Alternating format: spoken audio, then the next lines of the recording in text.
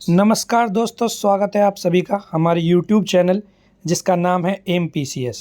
दोस्तों, पुनः हम आपके साथ एक ज्वलंत मुद्दे को लेकर सामने हैं। यह मुद्दा है चुनाव सुधारों से संबंधित और यह आपके GS पेपर 2 के लिहाज से अत्यंत महत्वपूर्ण रहने वाला है। तो बात करते हैं इस मुद्दे की, जो कि है right to recall. Dainik Jagran का ये 3 जून 2024 का मुद्दा विशेष के अंतर्गत प्रकाशित आर्टिकल है। इसको हम डिस्कस करते हैं। इसमें से हमने अपनी परिपाटी के अनुसार पॉइंट्स निकाल लिए हैं। चलिए दोस्तों, इससे पहले हम डिस्कशन की शुरुआत करें, आप लोगों से रिक्वेस्ट है कि जो लोग हमारे चैनल पे नए हैं और जिन्होंने हमारे चैनल को सब्सक्राइब नहीं किया है, वो लोग हमारे चैनल को सब्सक्राइब करें, लाइक करें, बेल आइकन दबाएं और अधिक से अधिक अपने दोस्तों के साथ शेयर करें, क्योंकि शेयरिंग इज़ केयरिंग और आपकी यह प्रक्रिया हमें और अच्छा कंटेंट आप तक पहुंचाने में हमारी मदद करेगी। तो दोस्तों, राइट टू रिकॉल, इसका आशय होता है वापस बुलाने का अधिकार। किसको बुलाना, किसको वापस बुलाना? जो चुने हुए जनप्रतिनिधि हैं उनके संबंध में यह अवधारणा सामने आती है राइट टू रिकॉल की। एक तरह से ये जनमत संग्रह होता है जिसके माध्यम से लोकतांत्रिक प्रक्रिया में जवाबदेही की भावना को मजबूती मिलती है। कैसे मजबूती मिलती है? क्योंकि अगर जनता का भरोसा अपने चुने हुए प्रतिनिधि में नहीं है तो वह कार्यकाल पूरा होने से पहले ही उसकी वापसी, उसे वापस बुलाने का अधिकार के माध्यम से उसे पद शून्य कर सकती है। तो ये है राइट टू रिकॉल का आशय।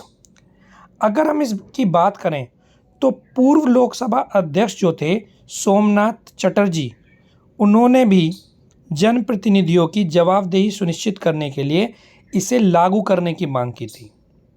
ठीक है, और इसके लिए कैसी कैसी अनुशंसाएं हुई हैं अगर हम उस चीज़ को देखें तो 1944 में सर्वप्रथम MN राय ने शासन के विकेंद्रीकृत और जवाबदेह स्वरूप को उभारने के लिए राइट टू रिकॉल जैसी अवधारणा का प्रस्ताव रखा था। 1974 में भी जयप्रकाश नारायण द्वारा राइट टू रिकॉल जैसी अवधारणा की वकालत की गई थी, परंतु इसे अमली जामा पहनाने का पहला प्रयास जब देखा गया जब 1974 में इसके संबंध में प्रस्ताव तत्कालीन लोकसभा सांसद CK चंद्रप्पन ने अटल बिहारी वाजपेयी के समर्थन से प्रस्ताव रखा।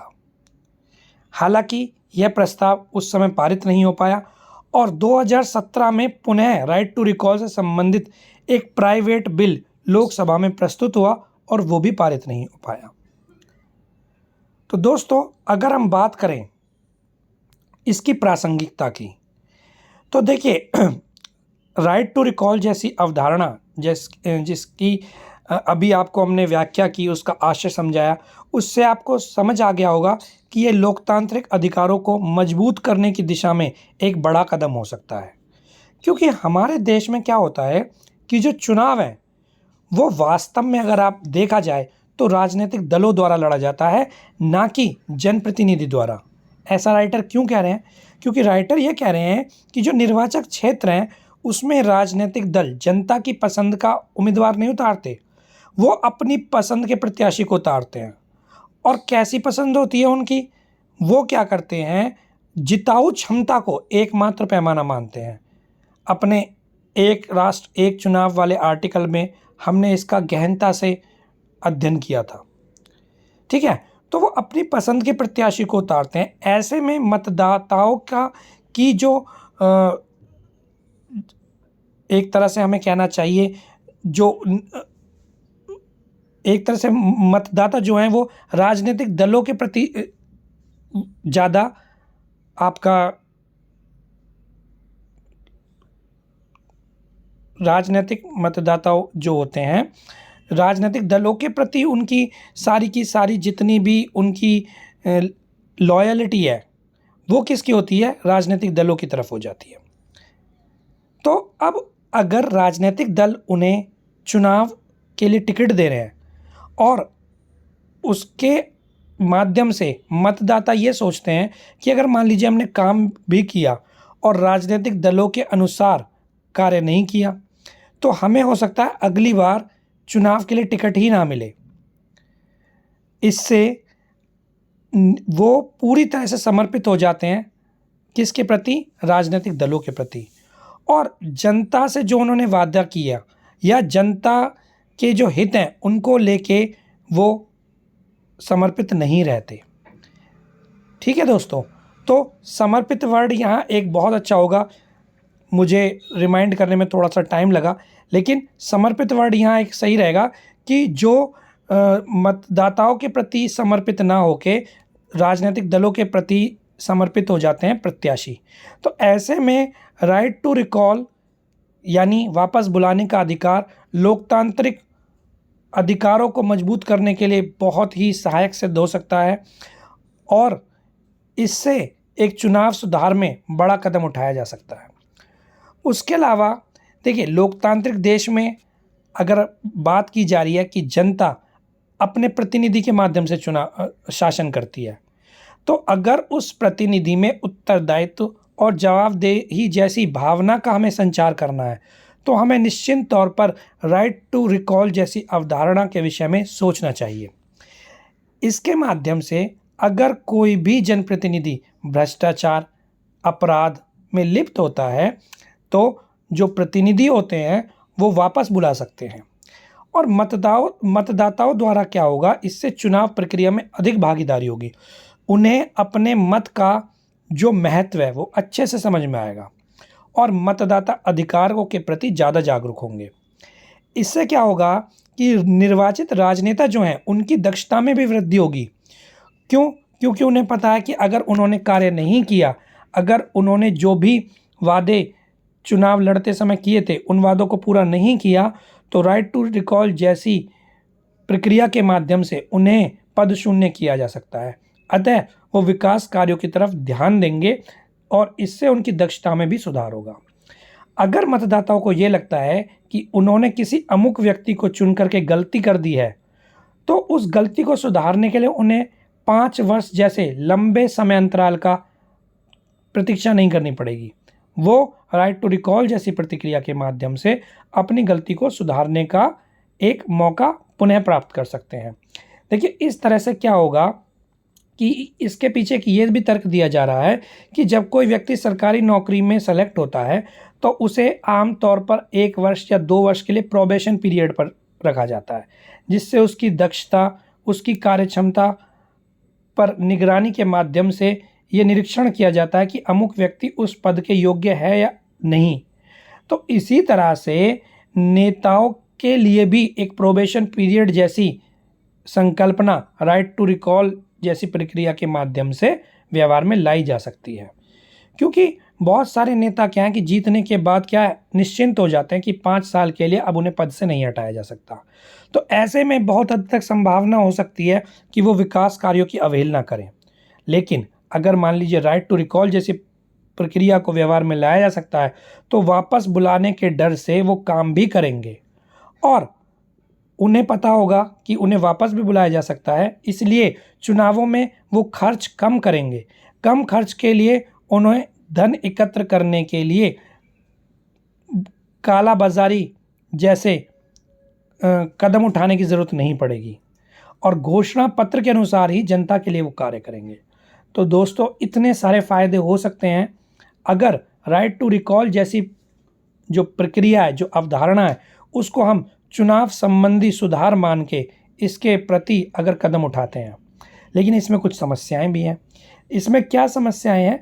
देखिए, वर्तमान अगर हम अपनी लोकतांत्रिक चुनावी प्रक्रिया को देखें तो जैसे अभी हमने देखा कि लगभग 60 से 65% के आसपास हमारा मतदान हुआ।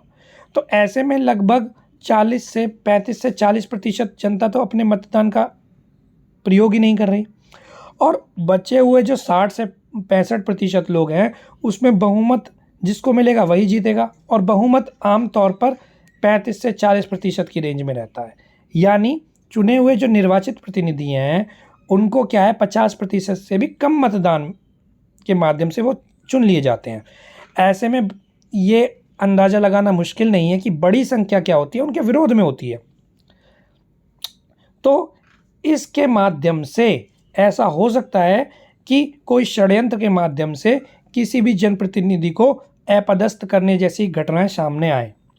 बार बार इससे चुनाव की नौबत भी आएगी। मान लीजिए राइट टू रिकॉल को प्रक्रिया में को अमल में लाया गया, तो उससे अगर मान लीजिए एक व्यक्ति को आपने राइट टू रिकॉल के माध्यम से हटा दिया, तो इसकी क्या गारंटी है कि जो उसकी जगह नया प्रतिनिधि आएगा वो बहुत ज़्यादा अच्छा कार्य करेगा। हो सकता है उसे भी हटाने की आवश्यकता जनता महसूस करे। तो इससे क्या होगा कि बार बार चुनाव की नौबत आएगी और उससे क्या होगा, सरकारी मशीनरी पर अतिरिक्त दबाव आएगा, क्योंकि और उससे ये प्रक्रिया क्या होगी, अत्यंत खर्चीली हो जाएगी। भाई जनप्रतिनिधि के लिए तो कम पैसे खर्च करने हैं उसे, है ना, क्योंकि हो सकता है राइट टू रिकॉल के माध्यम से उसे हटा दिया जाए, इस चीज़ को भी उसे ध्यान में रखना है।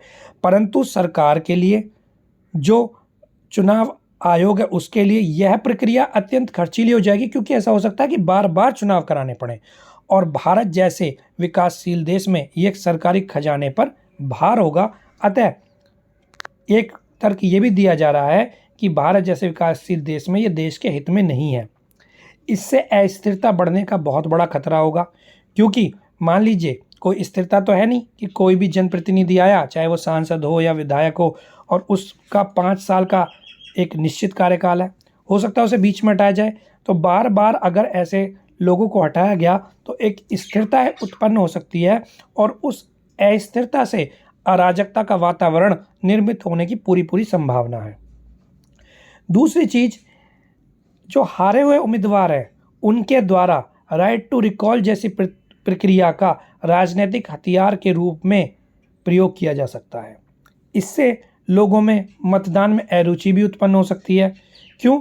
क्योंकि लोग ये सोचेंगे, चलो भाई, मान लीजिए उन्होंने चुनाव में वोट नहीं किया, तो वो सोचेंगे चलो जो भी चुनकर आ रहा है ठीक है, अगर इसने काम नहीं किया तो इसको राइट टू रिकॉल के माध्यम से तब हटा देंगे, तब देख लेंगे अगर ये अच्छे से काम नहीं करता। तो मतदान, जो कि लोकतंत्र में जो ज़्यादा से ज़्यादा मतदान है, उस प्रक्रिया के नकारात्मक रूप में प्रभावित होने की भी संभावना है। और राइट टू रिकॉल अपने आप में एक देश एक चुनाव, एक राष्ट्र एक चुनाव जैसी अवधारणा के विपरीत है।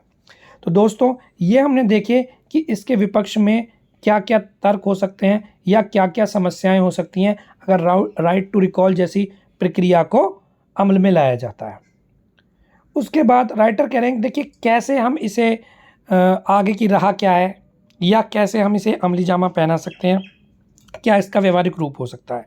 राइटर कह रहे हैं कि देखिए लोकतंत्र के लिए अगर इसको व्यवहार में लाया जाता है तो ये क्रांतिकारी प्रावधान होगा, क्योंकि ये जनहित से जुड़ा है और मतदाताओं को शिक्षित और जागरूक होना आवश्यक है। अगर ऐसी प्रक्रिया को व्यवहार में लाया जाए तो सबसे प्राथमिक शर्त क्या होगी कि मतदाता शिक्षित हों और जागरूक भी हों, ताकि जो प्रभावशाली लोग हैं, ताकि जो हारे हुए उम्मीदवार हैं, प्रत्याशी हैं हारे हुए, वो कहीं ना कहीं उपकरण ना बना लें मतदाताओं को, है ना।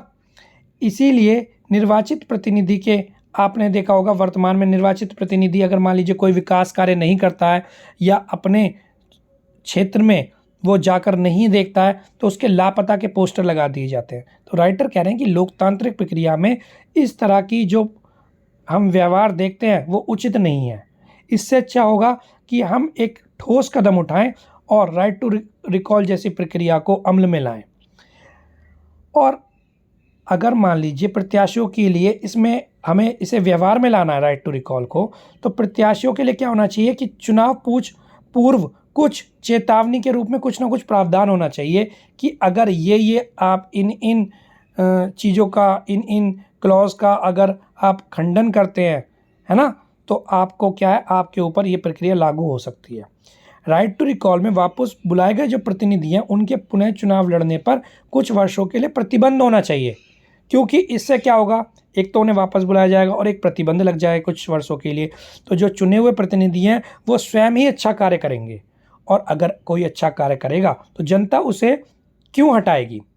क्योंकि देखिए राइट टू रिकॉल प्रक्रिया की जो संकल्पना है, जो दर्शन है, उसका आशय ये नहीं है कि चुने हुए प्रतिनिधि को हटाना, अपितु उसका आशय ये है कि इस तरह की एक व्यवस्था हो ताकि वो जनप्रतिनिधि को कार्य करने के लिए मोटिवेट करे, उससे जनप्रतिनिधि की कार्यदक्षता में इजाफा हो। ठीक है। उसके बाद राइटर ये कह रहे हैं कि देखिए, इस तरह का अधिकार मिलना महत्वपूर्ण नहीं है, बल्कि उसको प्रयोग करना आना महत्वपूर्ण है। अतः अगर इस प्रक्रिया को भारत जैसे विकासशील देश में लागू किया जाता है तो उसके लिए व्यापक विचार विमर्श और जन जागरूकता का होना अनिवार्य है, और चुनाव सुधारों की दिशा में ये एक अहम कदम होगा। राइटर आगे कह रहे हैं कि जो राइट टू रिकॉल जैसी अवधारणा है, ये कोई नई अवधारणा नहीं है। विश्व के कुछ देशों में भी ये अवधारणा लागू है, और भारतीय परिप्रेक्ष्य की अगर हम बात करें तो प्राचीन भारत में राजधर्म के रूप में इसका प्रयोग किया जाता था। मान लीजिए कोई ज्येष्ठ राजा या उसका पुत्र अयोग्य है तो मतदान के माध्यम से उसके स्थान पर किसी अन्य व्यक्ति को चुन लिया जाता था। अगर हम वर्तमान परिस्थितियों की बात करें तो वर्तमान में मध्य प्रदेश, बिहार, छत्तीसगढ़ और राजस्थान, बिहार, मध्य प्रदेश, छत्तीसगढ़, राजस्थान, ये 4 राज्य ऐसे हैं जहां स्थानीय निकायों में राइट टू रिकॉल जैसी जो पद्धति है वो लागू है। तो दोस्तों, आशा करते हैं कि आपको हमारा यह आज का डिस्कशन पसंद आया होगा। ध्यान रहे दोस्तों, क्योंकि एक नई संकल्पना है और चुनाव सुधारों की दिशा में ये एक ठोस कदम सिद्ध हो सकती है, तो इस पर प्रश्न बनने के पूरी संभावना है। तो जीएस पेपर 2 को ये कवर करेगा ये टॉपिक। अतः आप लोगों से मैं पुनः ये रिक्वेस्ट करना चाहूँगा कि हमारे चैनल को सब्सक्राइब अवश्य करें, ताकि हम एक दिन में कम से कम 2 टॉपिक आपके लिए लेकर आएँ। दोस्तों, जल्द ही एक ज्वलंत और परीक्षा के लिहाज से महत्वपूर्ण रहने वाले मुद्दे के साथ आपसे पुनः मुलाकात होगी। तब तक अपना और अपने परिवार का ध्यान रखते रहिए, प्रकृति के प्रति अपने फर्ज को अदा करते रहिए, पढ़ते रहिए और अपने सपनों की तरफ बढ़ते रहिए। जय हिंद।